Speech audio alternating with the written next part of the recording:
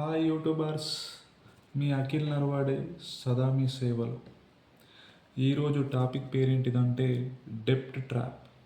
డెప్ట్ trap అంటే అప్పులలో చిక్కుకపోవడం.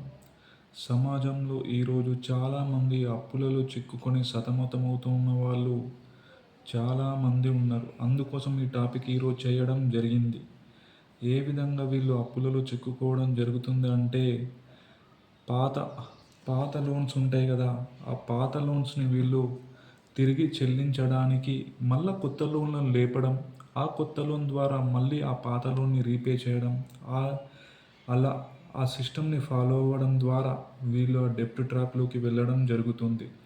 మరియు second point ఏంటిదంటే ఎమర్జెన్సీస్. అంటే ఎమర్జెన్సీ సిచ్యువేషన్స్ ఎప్పుడు ఎవరికి ఎలా వస్తాయో తెలియదు. ఒక బండి రోడ్ మీద వెళ్తూ ఉంటుంది, వెనుక నుంచి ఏదో వెహికల్ వచ్చి గుద్దేస్తుంది. దాన్ని ఎమర్జెన్సీ కండిషన్ అంటారు.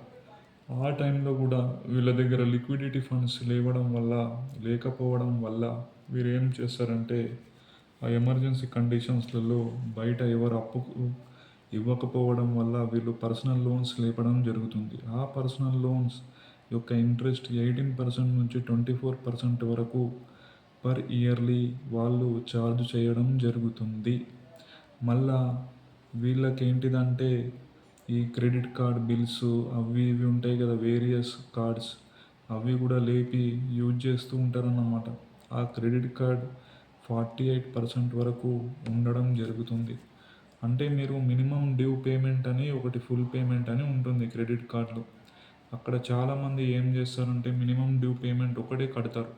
ఆ మినిమం డ్యూ పేమెంట్ అనేది మీ మీద వాళ్ళు ఇంట్రెస్ట్ అంటే ఛార్జ్ వేయడం లాంటిది. మీరు మినిమం డ్యూ కట్టకుండా ఫుల్ పేమెంట్ రిపే చేయాలన్నమాట. ఎప్పుడైతే క్రెడిట్ కార్డు యూజ్ చేసి తర్వాత నెక్స్ట్ మంత్ 5th కల్లా బిల్ జనరేట్ అయినప్పుడు, అలా మీరు ఈ విధంగా డెప్ట్ ట్రాప్లో అంటే దానిలో ఇరుక్కపోవడం నుంచి ఉపశమనం కలుగుతుంది.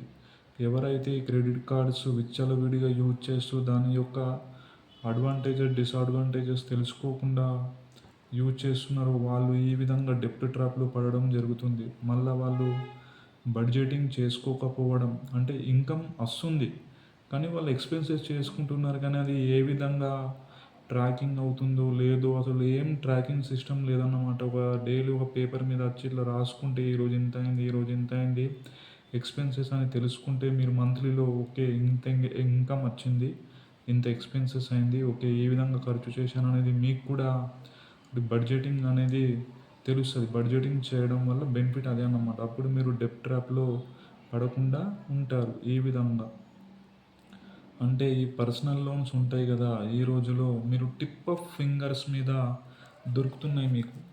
అంటే పర్సనల్ లోన్స్, ఆ పర్సనల్ లోన్స్ కూడా విచ్చలవిడిగా వాడేసుకుంటూ టూర్లకు అటు ఇటు వెళ్తే మీరు ఏమవుతుంది, లాస్ట్కి డెప్ట్ ట్రాప్లో ఇరుక్కోవడం జరుగుతుంది.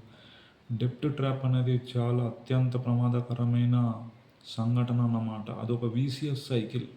మనల్ని పాత లోన్ కట్టడానికి మళ్ళీ కొత్త లోన్ లేపాలా, ఆ కొత్త లోన్ని మళ్ళీ అది పాతగా అయిపోతుంది కాబట్టి మళ్ళీ ఇంకొత్త లోన్, అలా అలా అలా అదే ట్రాప్లో పడిపోవడం జరుగుతుంది. అందుకోసమే ఈ టాపిక్ ఇవాళ చెప్పడం జరిగింది. ఓకే, మీరు నచ్చితే ఒక లైక్ సబ్స్క్రైబ్ చేసుకోండి, అంతే.